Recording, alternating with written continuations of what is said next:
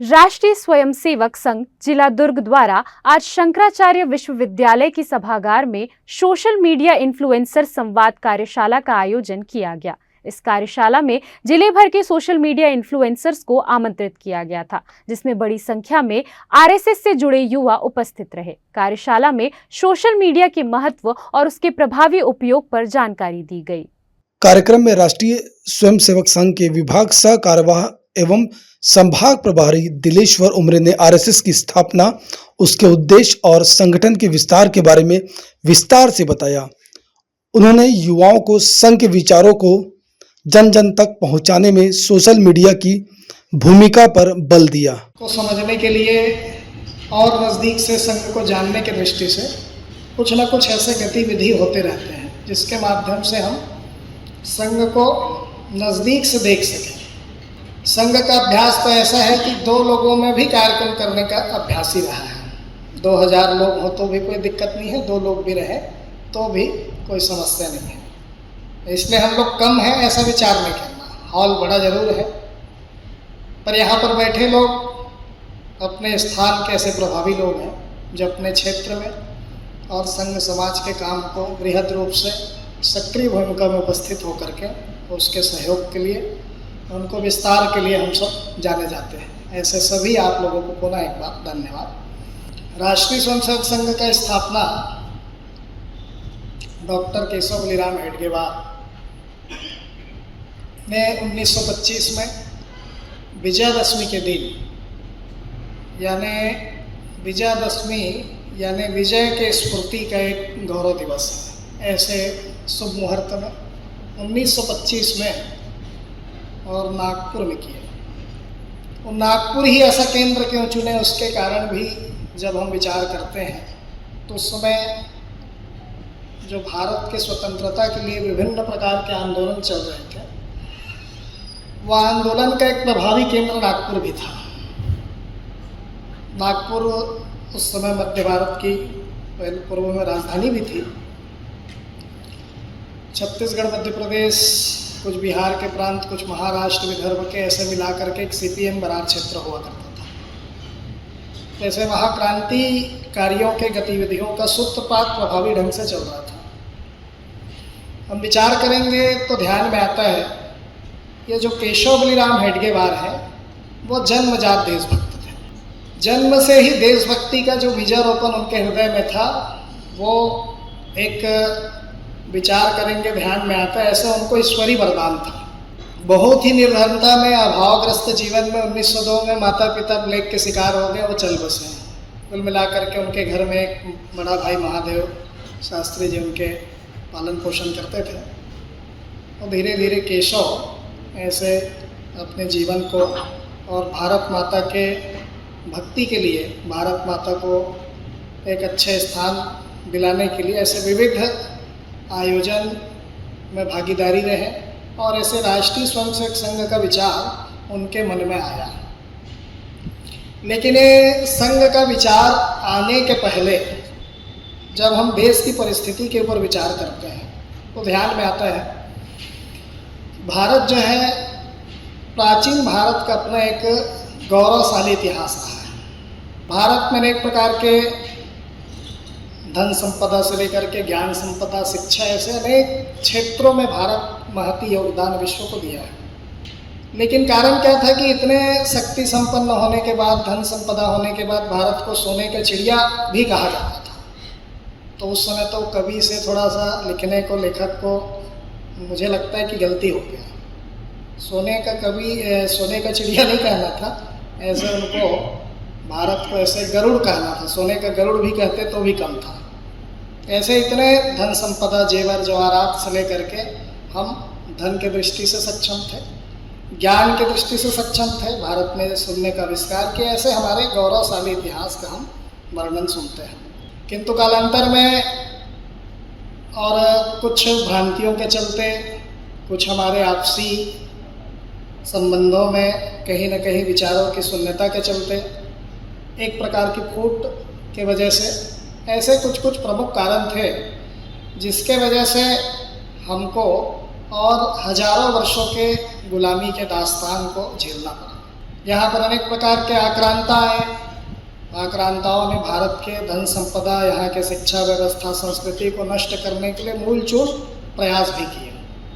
17 बार आक्रमण करने वाले ऐसे लोगों को भी हम पढ़े हैं, जानते हैं। वीरता में चाहे छत्रपति शिवाजी महाराज की बात करें या फिर पृथ्वीराज चौहान की बात करें या भरत पुत्र ऐसे भारत का विषय विचार करें तो भी बहुत बलशाली थे। पौराणिक काल में चाहे हनुमान जी के विषय पर विचार। वहीं सोशल मीडिया के प्रांत कंट्रोलिंग सदस्य ऋषभ ने अपने संबोधन में संघ के शताब्दी वर्ष की तैयारियों पर प्रकाश डाला। उन्होंने कहा कि 2 अक्टूबर विजयदशमी के अवसर पर नगर और खंड स्तर पर विशेष आयोजन किए जाएंगे। इसी तरह हिंदू सम्मेलन मंडल और बस्ती स्तर पर आयोजित होगा। जिला स्तर पर प्रबुद्ध जन संगोष्ठी और युवाओं को जोड़ने वाले कार्यक्रम भी आयोजित करने की योजना है। उन्होंने आगे बताया कि शताब्दी वर्ष के अंतर्गत 7 बिंदुओं पर विशेष कार्य किया जाएगा, जिसमें युवाओं की भागीदारी सुनिश्चित की जाएगी। सोशल मीडिया के माध्यम से अधिक प्रचार प्रसार पर जोर दिया गया। 5 परिवर्तनों में प्रमुख बिंदु के रूप में स्वदेशी वस्तुओं को अपनाने पर बल दिया गया। युवाओं से अपील की गई कि वे सोशल मीडिया पर लोगों को जागरूक करें और स्वदेशी के प्रचार प्रसार में सक्रिय भूमिका निभाएं। कार्य करने के लिए कहा गया है।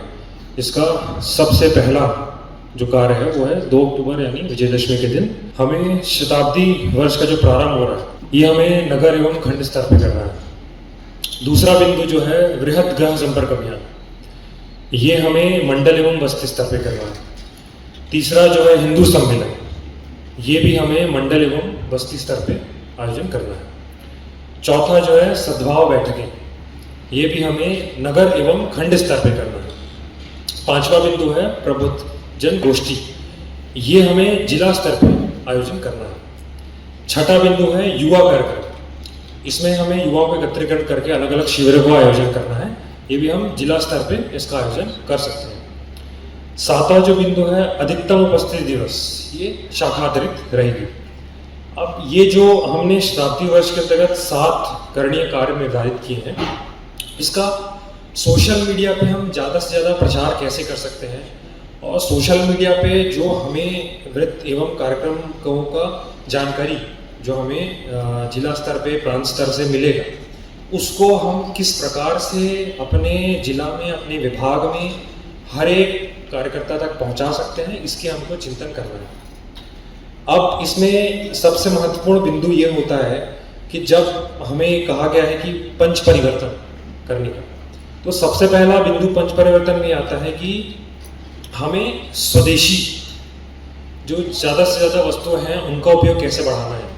क्योंकि आप आज की स्थिति में देख रहे हैं कि इसको मैं जो टैरिफ वॉर के रेफरेंस दे के समझाना चाहूँगा। आज अमेरिका, चाइना क्यों विश्व की नंबर 1 और नंबर 2 की अर्थव्यवस्था है, इसका सबसे बड़ा कारण ये है कि वहाँ की जो कंपनी है, चाहे सर्विस बेस्ड हो या प्रोडक्ट बेस्ड हो, वो अमेरिका से निकलकर, चाइना से निकलकर विश्वव्यापी अपनी चीज़ों का प्रचार करती है, विश्वव्यापी अपनी चीज़ों का व्यापार करती है, चाहे सर्विस हो या चाहे मैन्युफैक्चरिंग या प्रोडक्ट बेस्ड बिजनेस हो। आप आज की स्थिति में देखेंगे तो चाइना विश्व की नंबर 2 की अर्थव्यवस्था इसलिए है कि वो देश किसी भी स्तर पे जो अपनी देश में बनी हुई चीज़ें हैं या मैन्युफैक्चरिंग हो या सर्विस बेस्ड हो, वहाँ अगर चाइना में आप जाएंगे तो वो व्हाट्सएप यूज़ नहीं करते, यूट्यूब यूज़ नहीं करते, फेसबुक यूज़ नहीं करते। इस सारी जो कंपनीज़ का मैंने नाम लिया, सभी का विकल्प उन्होंने अपने देश में ही तैयार कर लिया है। तो सारी जो ये सोशल मीडिया प्लेटफॉर्म्स हैं, फेसबुक हो गया, इंस्टाग्राम, यूट्यूब और व्हाट्सएप का हो गया, इन सारी के विकल्प उन्होंने अपने देश में ही तैयार कर लिए। मतलब वो सिर्फ स्वदेशी ही प्रोडक्ट्स और कंपनीज का यूज़ करते हैं। इससे क्या होता है कि हम जब भी अपनी देश की ही कंपनियों के द्वारा निर्मित प्रोडक्ट या सर्विसेज का उपयोग करते हैं तो उससे हम अपनी देश को ही सशक्त एवं सक्षम बना रहे हैं। क्योंकि आपने क्या किया कि देश की ही कंपनियों को आगे बढ़ाया, देश में ही रोजगार का सृजन किया, जिससे देश की इकोनॉमी बढ़ी। अब इसका जो दूसरा बिंदु है वो है नागरिक कर्तव्य। नागरिक कर्तव्य मतलब सोशल एवं फंडामेंटल राइट्स, जिसका उल्लेख हमारे कॉन्स्टिट्यूशन में भी, संविधान में किया गया है कि एक नागरिक होने के नाते, भारत का नागरिक होने के नाते हमारे क्या दायित्व बनते हैं, हमारे क्या सोशल एवं फंडामेंटल राइट्स हैं, इसका हमें चिंतन सदैव करना चाहिए। इसका तीसरा बिंदु है पर्यावरण। पर्यावरण आपको पता है कि आज के देश में, आज के विश्व भर में इसकी चिंता की जाती है। इसका एक बहुत बड़ा आयोजन वैश्विक स्तर पे किया जाता है, जिसे हमें पेरिस कॉन्क्लेव कहते हैं। तो पर्यावरण की चिंता करना हमारे लिए सबसे ज़्यादा जरूरी इसलिए है कि अगर आप आर्थिक रूप से, अगर आप डिफेंस के रूप में, अगर आप सोशली भी बहुत सशक्त हैं, बहुत संपन्न हैं, लेकिन आपने जलवायु परिवर्तन की चिंता ही नहीं की, आपने ये चिंता ही नहीं की कि हमारा जो कार्बन का एमिशन है, हमारा जो प्रदूषण का स्तर है, वो किस तरीके से नियंत्रण में रहे। और ये सिर्फ उद्योग को सोचने की ज़रूरत नहीं है, ये हमें एक नागरिक होने के तौर पे भी चिंतन करने की आवश्यकता है कि हम पर्यावरण एवं जलवायु परिवर्तन की कैसे चिंता करें और अपने स्तर पे हम उसको कंट्रोल करने के लिए, हम उसको ज़्यादा से ज़्यादा मैनेज करने के लिए किस प्रकार से ध्यान दें।